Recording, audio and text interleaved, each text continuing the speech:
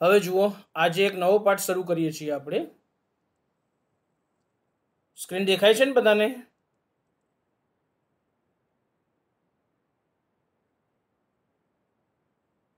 Screen દેખાય છે બેટા? हाँ सर.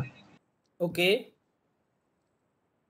તો આજે એક યુનિટ 4 સીધો હું શરૂ કરું છું, કારણ કે પરીક્ષા માટે આ પાઠ ખૂબ જ મહત્વનો છે. અને આ પાઠમાંથી ધ એડજસ્ટમેન્ટ નામની title, justify the title the adjustment A short note ખાસ પૂછાય છે. પાઠ પણ ખૂબ સરસ છે, ભણવાની મજા આવે એવો પાઠ છે. એક સ્ટોરી છે, આ ગુલજારે લખેલી એક સ્ટોરી છે. ધ એડજસ્ટમેન્ટ પાઠનું ટાઇટલ છે ધ એડજસ્ટમેન્ટ. એડજસ્ટમેન્ટ એટલે અનુકૂલન સાધવું. ગમે એવી પરિસ્થિતિ હોય તો એ પરિસ્થિતિમાં કોઈની સાથે સેટ થઈ જવું, એને એડજસ્ટમેન્ટ કહેવાય. આ પાઠના લેખક છે ગુલજાર.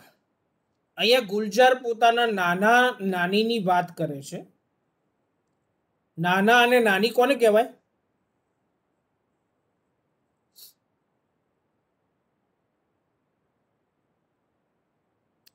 કોને કહેશો નાના અને નાની?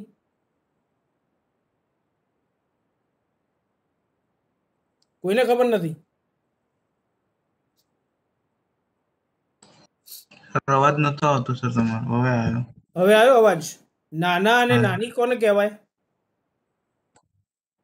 મમ્મીના પપ્પા, મમ્મીના નાના નાની કહેવાય. બરાબર છે. મમ્મીના જે પપ્પા હોય એમને નાના કહેવાય અને મમ્મીના મમ્મીને નાની કહેવાય. હવે અહીંયા લેખક એવું લખે છે કે ઇટ વોઝ અ મિસ્ટેક. અમે એક ભૂલ કરી હતી. લેખકે એમણે શું ભૂલ કરી હતી? તો નોટ ટુ ટેક નાના our grandfather to the funeral of our grandmother our નાની. કહે છે કે જ્યારે અમારા નાની મરી ગયા ને ત્યારે અમે અમારા નાનાને એમની ફ્યુનરલમાં નહોતા લઈ ગયા. એ અમારી સૌથી મોટી ભૂલ હતી એવું લેખક કહે છે. ફ્યુનરલ શબ્દનો અર્થ થાય છે સ્મશાન યાત્રા. કોઈ મરી ગયું હોય અને એની જે અગ્નિદાહ આપવા માટે જે સ્મશાન યાત્રા લઈને જઈએ છીએ ને, તો એને ફ્યુનરલ કહેવાય. ઇંગ્લિશમાં કહીએ તો a ceremony at which a dead person is buried or cremated. Here cremation જે કહેવાય છે. એટલે કે જે ડેડ બોડી છે, ડેડ પર્સન છે, એને બરીડ એટલે દાટી દેવું, અથવા ક્રિમેટેડ એટલે અગ્નિ સંસ્કાર આપવા. તો એના માટે લઈ જવામાં આવે છે જે ડેડ બોડીને, તો લઈ જતા હોઈએ એને સ્મશાન યાત્રા કહેવાય, જેને ઇંગ્લિશમાં આપણે ફ્યુનરલ કહીએ છીએ. તો એ ફ્યુનરલની વાત છે. તો અહીંયા લેખક એવું કહે છે કે it was a mistake not to take our grandfather. અમારી કહે છે કે સૌથી મોટી ભૂલ હતી. અને શું ભૂલ હતી? કે અમે અમારા નાનાને અમારે નાનીની સ્મશાન યાત્રામાં નહોતા લઈ ગયા. જો અમારી નાનીની સ્મશાન યાત્રામાં લઈ ગયા હોત તો એ વધારે સારું. ગો ટેક હર. Hello sir. હા સર કયો પાઠ હે? એડજસ્ટમેન્ટ, ચોથો unit. Okay. Go take her away, whisper into her ears that I too am on the way, not far behind. Tell her I will see her in the beyond.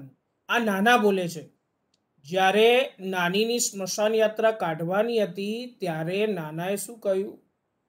Go tech હર અવે, whisper into હર years. હવે નાના એવું કહે છે કે એને તમે લઈ જાઓ અહીંથી.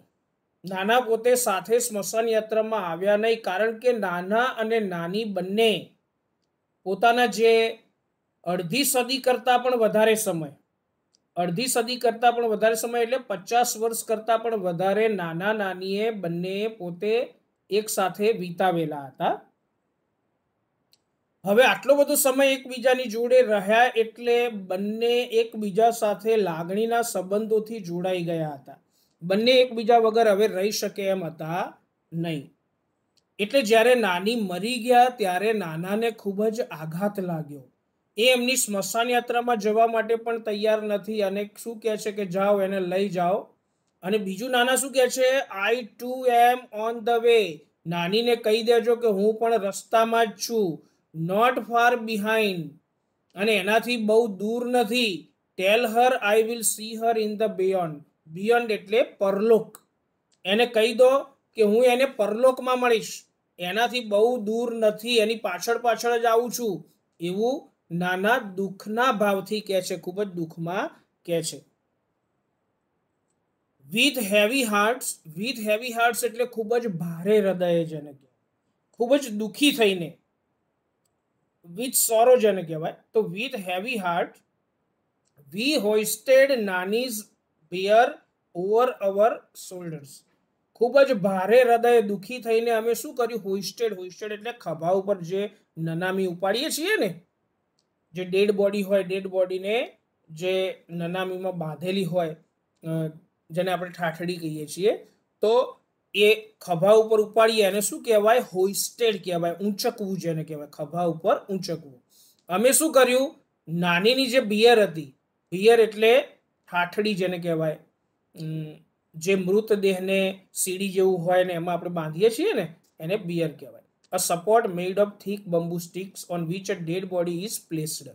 મૃતદેહને મૂકવામાં આવે છે એ. તો અમે કહે છે કે જે નાનીની નનામી હતી, બિયર એટલે નનામી કે ઠાઠડી, ઓવર અવર શોલ્ડર્સ અમે અમારા ખભા ઉપર ઉપાડી. આઈ ટર્ન્ડ ટુ લુક. હવે કહે છે કે એ ઠાઠડી ઉપાડ્યા પછી હું અમારા ઘર તરફ વળીને પાછું જોયું. એવું ગુલજાર કહે છે, લેખક આ પાઠના, કે પાછા વળીને મેં અમારા ઘર બાજુ જોયું. જસ્ટ વન્સ, ફક્ત એક નજર જ નાખી. એન્ડ ફાઉન્ડ નાના stepping away from the balcony into the room. અને મેં જોયું તો નાના પોતે પાછા પગલે બાલ્કનીમાં ઉભેલા હતા. તો બાલ્કનીમાંથી પોતાના રૂમની અંદર પાછા પગલે જતા હતા. Pulling the door shut after હિમ.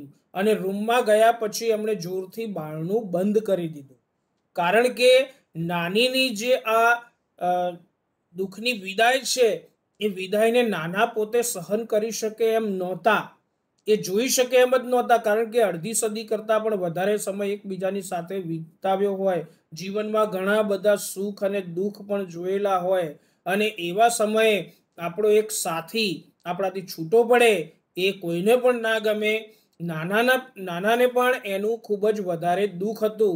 એટલે એ નાનીની સ્મશાન યાત્રામાં ગયા નહીં, પરંતુ એ પોતાના રૂમમાં પૂરાઈ ગયા. રૂમમાં જઈ અને બારણું બંધ કરી દીધું. He had lived with nani for over half a century. અને નાના પોતે નાનીની સાથે અડધી સદી કરતાં પણ વધારે સમય રહ્યા હતા. એટલે કે 50 વર્ષ કરતાં પણ વધારે એમણે લગ્ન જીવનના વિતાવ્યા હતા. Scene Har radiant face every day of those years. અને એ વર્ષોમાં દરરોજ એ નાનીનો રેડિયન્ટ ફેસ જોતા હતા. રેડિયન્ટ એટલે જે એકદમ આનંદિત ચહેરો હોય ને, તો આનંદિત ચહેરો જેને ડિલાઇટેડ કહેવાય. રેડિયન્ટ શબ્દનો અર્થ થાય છે ડિલાઇટેડ, જેને ગુજરાતીમાં આપણે આનંદિત કહીએ છીએ. તો નાનાએ પોતે નાનીનો આનંદિત ચહેરો 50 વર્ષ કરતાં પણ વધારે સમય સુધી જોયો હતો. એટલા માટે નાના પોતે એ દુઃખ, નાનીની જે વિદાયનું દુઃખ છે, એ સહન કરી શકે એમ નહોતા. અહીંયા અઘરા શબ્દો જુઓ. ફ્યુનરલ એટલે સ્મશાન યાત્રા. સ્મશાન યાત્રા. ઓકે. બાયર ઠાઠડી. નનામી. ઠાઠડી કે નનામી. અને રેડિયન્ટ આનંદિત. આનંદિત. આનંદિત. સરસ. ત્યાર પછી કહે છે કે he must have been what about 85. નાનાની ઉંમર લગભગ 85 વર્ષની હશે. નાના 85 વર્ષના હતા. And yet he would find something to grumble at everything nani did. નાની જે કંઈ પણ કરતા એ કામમાં એ કચવાટ કરતા. 85 વર્ષના નાના થયા હતા, છતાં પણ નાની જે કંઈ પણ કામ કરે એમાં કચવાટ કરે જાય. નાનાની આ ટેવ હતી. એટલે કે નાની જીવતા હતા ત્યાં સુધી નાનાએ એમની કોઈ કદર કરી નહીં. એમની સાથે ઝઘડો કરતા, નાની નાની વાતમાં બંને જણ એકબીજા સાથે રીસાઈ જતા. બરાબર, આવું થતું. અહીંયા ગ્રમ્બલ શબ્દ છે. ગ્રમ્બલ એટલે કચવાટ કરવો. અમુકની ટેવ હોય બહુ નાની નાની બાબતમાં, અહીંયા કચરો પડ્યો છે, બરાબર છે, અહીંયા પોતું બરાબર થયું નથી, અહીંયા થોડી ગંદકી રહી ગઈ છે, કોઈને કોઈ ખાવા બેસે તો હોય કે આમાં મીઠું ઓછું છે, આમાં આવું છે, એટલે કંઈક ને કંઈક ગ્રમ્બલિંગ કરવાની ટેવ હોય અમુકની. તો અહીંયા નાનાની પણ એવી ટેવ હતી, નાની નાની બાબતોમાં કચવાટ કરે જતા હતા. He would keep quibbling with her. Quibbling એટલે વાદ વિવાદ કરવો, ઝઘડવું જેને કહેવાય. To argue or find faults over trivial matters. એકદમ તુચ્છ બાબતો હોય, નજીવી બાબતો હોય, અને નજીવી બાબતની સાથે એકબીજા સાથે દલીલ કરવાની, એકબીજાની ખામી શોધવાની, વાદ વિવાદ કરવાનો, અને જે વાદ વિવાદ કરીએ એને ક્વિબલ કહેવાય. એટલે કે નાના પોતે નાનીની સાથે વાદ વિવાદ કરે જતા હતા. કેવી રીતે વાદ વિવાદ કરતા? As if they were two people. જાણે કે એ બંને લોકો who had just married in the first flush of love. જાણે કે હમણાં પહેલી જ દ્રષ્ટિએ બંને પ્રેમમાં પડ્યા હોય, અને પહેલી જ દ્રષ્ટિએ પ્રેમમાં પડેલું જે કપલ છે એકબીજા સાથે નાની નાની વાતોમાં ઝઘડા કરે ને, એવી રીતે 85 વર્ષના નાના થયા હતા છતાં પણ એ નાની સાથે ઝઘડો કરે જતા હતા. એટલે કે એ એવી રીતે વાદ વિવાદ કરતા, એઝ ઇફ એટલે જાણે કે they were two people, એ બંને લોકો who had just married in the first flush of love. in the first flush of love એટલે પહેલી દ્રષ્ટિના પ્રેમમાં પડ્યા હોય અને હમણાં જ એમણે લગ્ન કર્યા હોય. and were still discovering each other. still discovering each other એટલે એકબીજાને સમજવાનો પ્રયત્ન કરતા હોય. માણસોને એકબીજાને સમજવા માટે 6 મહિના લાગે, 12 મહિના લાગે, 2 વર્ષ લાગે. અહીંયા એવું લાગતું હતું કે હજુ 85 વર્ષની ઉંમરે પણ નાના અને નાની એકબીજાને સમજી શક્યા ના હોય, એવી રીતે વાદ વિવાદ કરતા, એવી રીતે ઝઘડો કરતા. એટલે ડિસ્કવરિંગ ઈચ અધર એટલે એકબીજાને સમજવું. At time silence. અને અમુક સમયે તો શું થતું, બંને એકબીજા સાથે બોલવાનું જ બંધ કરી દેતા. they would stop talking to each other for days together. અને કેટલાય દિવસો સુધી કહે છે કે એ બંને એકબીજા સાથે વાતો જ કરતા નહીં. રીસાઈને બેસી જતા બંને જણ એકબીજા સાથે, બોલતા જ નહીં. ઘરમાં પણ એવું થાય ને ઘણી વાર, પપ્પા મમ્મી એકબીજા સાથે ઝઘડ્યા હોય તો થોડો સમય એકબીજા સાથે બોલે પણ નહીં, બરાબર, વળી પાછા એકબીજાને મનાઈ લે, બોલવાનું શરૂ કરી દે. તો અહીંયા પણ નાના અને નાનીની સાથે પણ એવું જ થતું હતું કે અમુક સમય વધારે ઝઘડે ને એટલે એકબીજા સાથે બોલવાનું બંધ કરી દે. કેટલાય ટાઈમ સુધી ના બોલે, 1-2 દિવસ સુધી. ડેઝ ટુગેધર એટલે 2 દિવસ સુધી એકબીજા સાથે બોલે જ નહીં. when we would try to intervene. intervene એટલે હસ્તક્ષેપ કરવો, દખલ કરવી. જ્યારે અમે એમના અંદર દખલગીરી કરવા જઈએ ને, નાના અને નાનીને બોલતા કરવા જઈએ, એમને ભેગા કરવા જઈએ કે ચલો નાના અને નાનીનો ઝઘડો આપણે પતાવી દઈએ, તો અમે કહે છે કે અમુક સમયે એમની અંદર દખલગીરી કરતા, જેને ઇન્ટરફિયર કે ઇન્ટરપ્ટ કહેવાય. અમુક સમયે કહે છે કે અમે દખલગીરી કરવા જતા તો ઓલ નાના વુડ ક્વિપ. ક્વિપ એટલે કટાક્ષમાં કહેવું. અમે જ્યારે એમને સમજાવવા જતા ને ત્યારે નાના પણ પોતે અ ક્લેવર વીટી રિમાર્ક જેને કહેવાય, ક્વિપ એટલે કટાક્ષ કરવો. ત્યારે નાના કટાક્ષમાં શું કહેતા? It happens son, it happens. કે છે કે દીકરા આવું તો થઈ જ જાય, બરાબર. It tax time to adjust to each other. હજુ અમને એકબીજાને સમજતા હજુ થોડો સમય થશે. હજુ કહે છે કે અમે એકબીજાના વિચારોને સમજ્યા નથી, બરાબર. એટલે આવું નાના કટાક્ષમાં કહેતા. ટૂંકમાં નાનાનો સ્વભાવ થોડોક ઉગ્ર હતો. નાની નાની વાતોમાં એ પોતે વાંક કાઢતા, એની અંદર ખામી શોધવાનો પ્રયત્ન કરતા. નાની નાની બાબતમાં એ નાનીની સાથે વાદ વિવાદ કરતા, ઝઘડો કરતા. અને અમુક સમયે ઝઘડો વધારે પડતો થઈ જાય તો બંને એકબીજાની સાથે બોલવાનું પણ બંધ કરી દેતા. અને કહે છે કે અમે જ્યારે એમનું સમાધાન કરાવવા જઈએ, એમના અંદર દખલગીરી કરીએ ત્યારે કટાક્ષ કરતા. આવી વાત છે.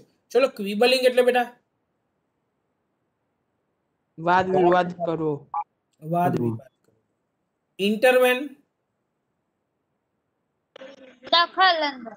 દખલ અંદાજ કરવી, દખલગીરી કરવી. અને ક્વિપ એટલે કટાક્ષ. કટાક્ષ કરવો. હવે કહે છે કે it was fun listening to him talk. નાનાને વાતો કરતા સાંભળવાને એ એક આનંદની બાબત હતી. નાના ઘણીવાર અમુક સરસ મજાની વાતો કરતા અને એમને સાંભળવા એક આનંદની બાબત હતી. મધર વુડ ઓલવેઝ રિપ્રિમેન્ડ અસ. કારણ કે જ્યારે નાના અને નાની વચ્ચે ઝઘડો થાય ને એટલે નાના ઘણા બધા કટાક્ષ મારતા ને કટાક્ષ સાંભળવાની મજા આવતી. એટલે જ્યારે લેખક એવું કહે છે કે અમારા મમ્મીને ખબર પડે ને કે અમે નાના અને નાનીની વાતમાં પડ્યા છીએ, ત્યારે અમારા મધર, જે ગુલજાર લેખક છે એ લેખક શું કહેતા, અમારા મધર જે છે ને એ અમને ઠપકો આપતા. રિપ્રીમેન્ડ શબ્દ યાદ રાખવાનો, જેને કહેવાય સ્કોલ્ડ. સ્કોલ્ડ એટલે ઠપકો આપવો. તો અમુક સમયે અમને ઠપકો આપતા અને શું કહેતા, યુ પીપલ પ્રવોક હિમ. પ્રવોક એટલે ઉશ્કેરવું, કોઈને ઉશ્કેરણી કહી દઈએ, ખીજવવું. એટલે ખીજવવું કે ઉશ્કેરવું એને પ્રવોક કહેવાય, જેને ઇન્સાઇટ ટુ એંગર કે ઇરિટેટ કહેવાય. કોઈને ખીજવતા હોઈએ, બરાબર, ઉશ્કેરતા હોઈએ. એટલે અમારા મધર આખો દોષનો ટોપલો અમારા ઉપર નાખી દેતા કે તમે લોકો જ એમને ખીજવો છો. દાદાને ઉશ્કેરતા હોય તો ઉશ્કેરવાનું કામ તમે જ કરો છો, નાનાને ઉશ્કેરવાનું. અને કહે છે કે and my mother has to bear the brunt. અને કહે છે કે આનો ભોગ મારી મધરે બનવું પડે છે, કે છે એમના લેખકના મધર એટલે લેખકના નાની. એટલે કહે છે કે અહીંયા my mother has to bear the brunt. એટલે લેખકના મમ્મી એવું કહે છે કે આનો ભોગ એમના નાનીને બનવું પડે છે. બિયર એટલે સહન કરવું એવો અર્થ થાય. હર મધર મીન્સ અવર નાની. અહીંયા લેખક કહે છે કે અમારા મમ્મીના મધર એટલે અમારા નાની કહેવાય. And nani would whoosh out a few words together from her toothless mouth. અને કહે છે કે નાની પણ શું કરતા, નાની પણ કહે છે કે વૂશ આઉટ.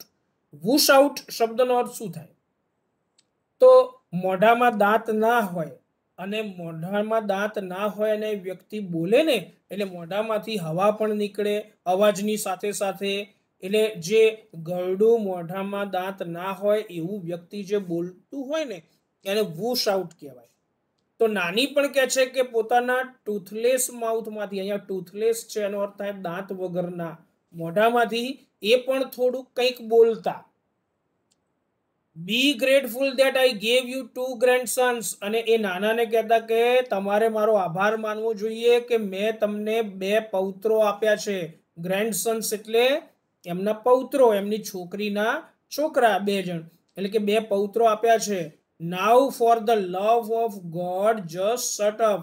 અને જો ભગવાનને તમે સાક્ષી રાખતા હોય, ભગવાનમાં માનતા હોય, ભગવાનને પ્રેમ કરતા હોય તો તમે તમારું મોઢું બંધ રાખો, થોડી વાર ચૂપ થઈને બેસો. એવું નાનાને અમુક સમયે ધમકાવી દેતા, બરાબર. અમુક સમયે જે કહેવું પડે એ નાનાને કહેતા પણ ખરા.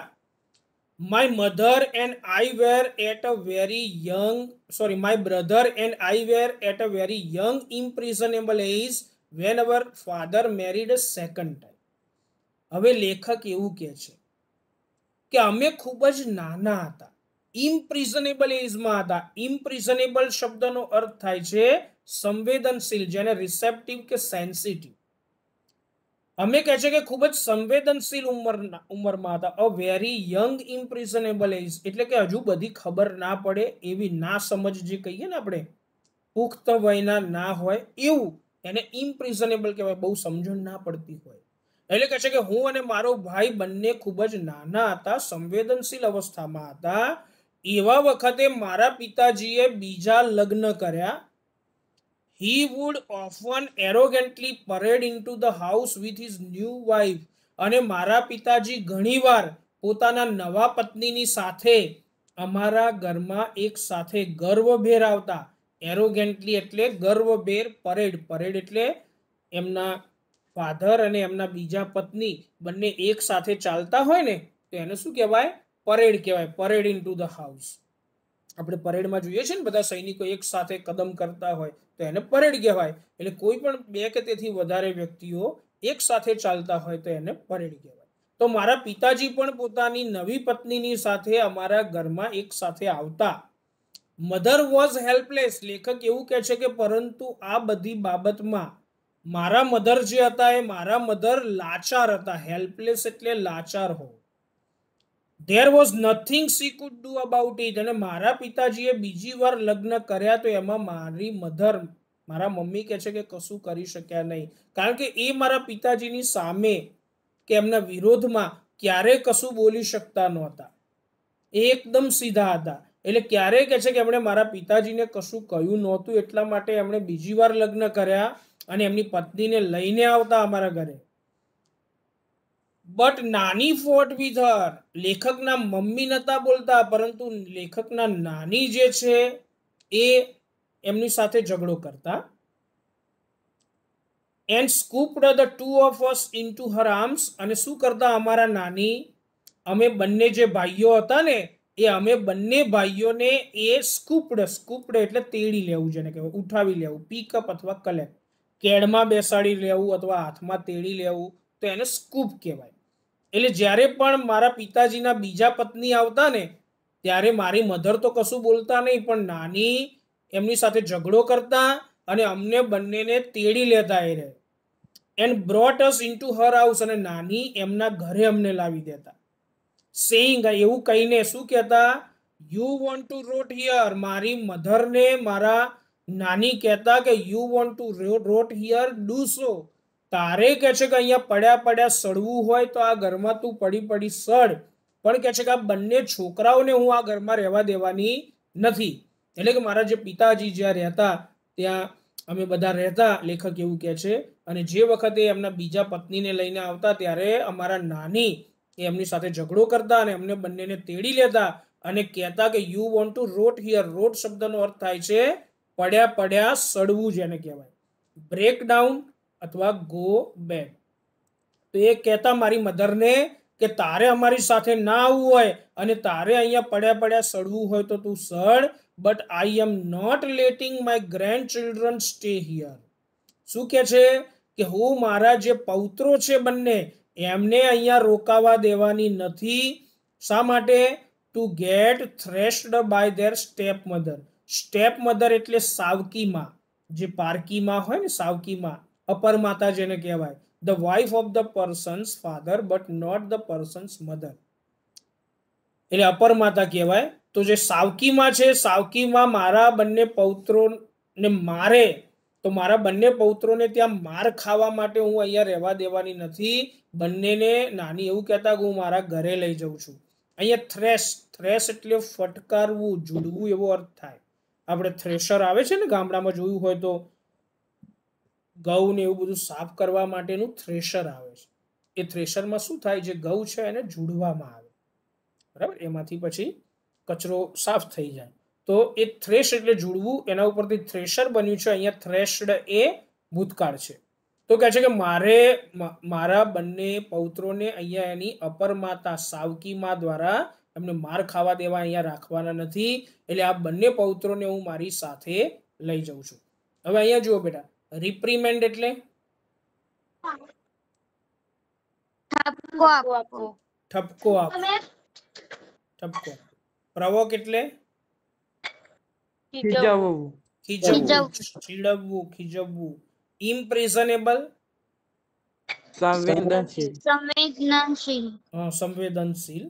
પછી સ્કૂપ્ડ, તેડી લેવું. તેડી લેવું, ઉઠાવી લેવું, તેડી લેવું. રોટ,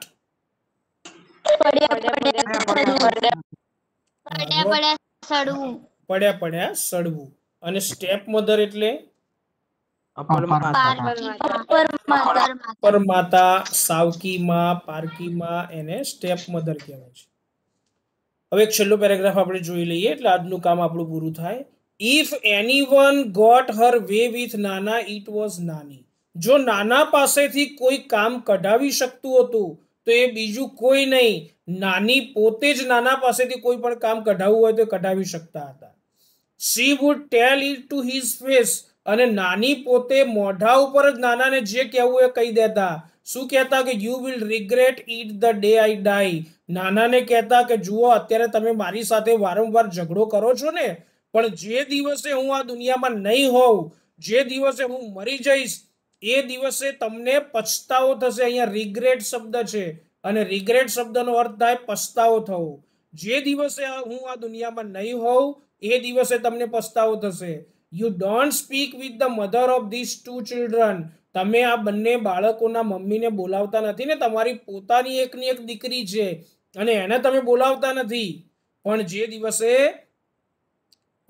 હું નહીં હોઉં એ દિવસે તમે પછતાશો. they are also not going to talk to you. પરંતુ આ બંને બાળકો જ્યારે મોટા થશે ને અને એમને ખબર પડશે કે તમે એમની મધરને બોલાવ્યા નથી આખી જિંદગી, તો આ બંને બાળકો પણ મોટા થઈને તમારી સાથે વાત નહીં કરે. You will sit all by yourself in the balcony. અને પછી જ્યારે વૃદ્ધ થશો ત્યારે તમે બાલ્કનીમાં એકલા એકલા બેસી રહેજો. And bath in the sun and your own loneliness. અને સૂર્યમાં સ્નાન કરજો, સૂર્યપ્રકાશ લેજો બેઠા બેઠા. તમે બાલ્કનીમાં એકલા બેઠા હશો. યોર ઓન લોનલીનેસ, લોનલીનેસ શબ્દ એટલે એકલવાયુ. એ બાલ્કનીમાં તમારા સિવાય બીજું કોઈ નહીં હોય, તમે એકલા હશો. એટલે તમે જેવા કામ કર્યા છે એના ફળ તમારે ભોગવવા જ પડશે. નાના વુડ સે બેરલી ઓડિબલી. ઓડિબલી એટલે સાંભળી શકાય તેવું, જેને in a way that can be heard. પણ અહીંયા આગળ બેરલી શબ્દ આપ્યો છે. બેરલી ઓડિબલી એટલે ભાગ્યે જ સાંભળી શકાય તેવું. નાના પણ ખૂબ જ ધીમે અવાજમાં કહેતા, જો જોરથી કહેતો પાછા નાની સાંભળી જાય અને નાની પોતે ઠપકો આપે પાછા. એટલે નાના પણ ધીમા અવાજમાં કહેતા. ધીમા અવાજમાં શું બોલતા? I am older than you. હું તારા કરતા મોટો છું. You just wait and watch who is going to go first, you or I. તું પણ જોઈ લે, હું તારા કરતા ઉંમરમાં મોટો છું. તું પણ જોઈ લે છે કે વહેલા મૃત્યુ કોણ પામશે, તું મૃત્યુ પામીશ કે હું મૃત્યુ પામીશ. એવું નાના પણ ધીમે ધીમે કહેતા. ત્યારે નાની સી વુડ સિમ્પલી સે, નાની પણ ખૂબ જ સરળતાથી કહેતા કે yes you will see, just watch. સારું જોજો કોણ જાય છે પેલું ભગવાનના ઘેર. આવી રીતે બંને એકબીજા સાથે ઝઘડવા માંડતા, એકબીજા સાથે વાદ વિવાદ કરવા માંડતા. નાના અને નાની બંને ખૂબ લાંબો સમય સાથે વિતાવ્યો. છતાં પણ નાનાનો જે સ્વભાવ હતો એ સ્વભાવના કારણે એ નાની સાથે ઝઘડો કરતા. પણ જ્યારે નાની મરી જાય છે ત્યારે નાના એકલા પડી જાય છે. અને એ વખતે એમને જે દુઃખ થાય છે, કેટલું બધું દુઃખ થાય છે. એ નાની વગર એક સમય પણ રહી શકતા નથી. ધીમે ધીમે એમને માનસિક બીમારી થઈ જાય છે. બરાબર, એ બધું આગળ પાઠમાં આવે જ છે. એટલે આપણે નેક્સ્ટ ટાઈમ પણ એ જોઈશું. એટલે આ પાઠ પરીક્ષાની દ્રષ્ટિએ પણ ખૂબ જ